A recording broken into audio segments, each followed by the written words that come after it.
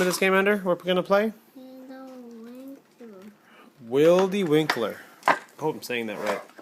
So this is probably one of my most favorite games I like playing with my son because it requires a little bit more strategy.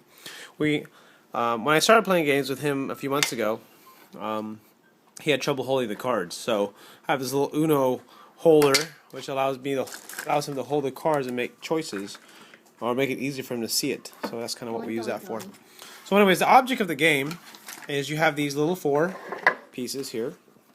And this is like the townhouse or the house where all the pirate ships go and sail to put the jewels. So what ends up happening, the way the game works, is that this is the jewels, and when you roll the dice, you take turns rolling the dice, and when you roll the dice, you'll get a piece like a black one. A black one means you put a jewel on any of the ones you choose. Okay, and depending on how you do your strategy, you can place it on anyone. Say, for example, if you have a lot of red cards in your hand, because here I'll show you some of the cards.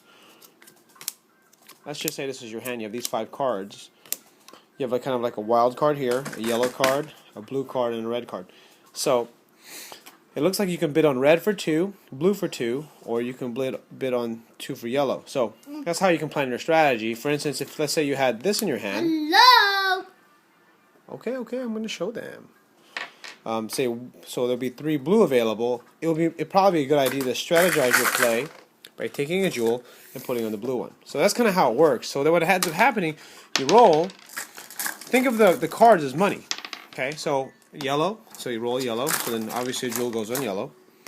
And then if you roll again, a house. Now this is basically where the trading begins, or where the bidding begins, I should say. You're basically auctioning for the closest pirate ship to the, or I should say Viking ship, to the townhome here. So basically this has a lot of jewels on it from rolls, then you're bidding on that. So if this were my hand, I could bid 1, 2, 2 red.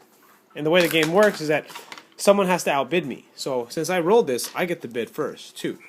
So no one can match me since they have to beat me. So I bid 2 red.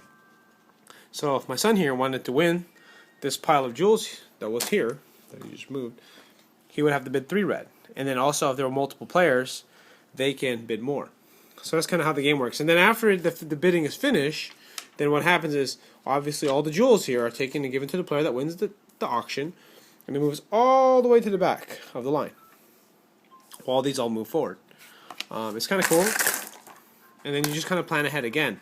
There's also another die piece on here, or a face on the dice where you get to draw a card.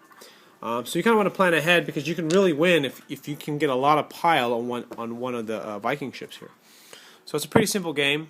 Has a little bit of complexity to it. There's some decision making and some planning, but it's kind of cool to get my son learning about strategy and regarding games.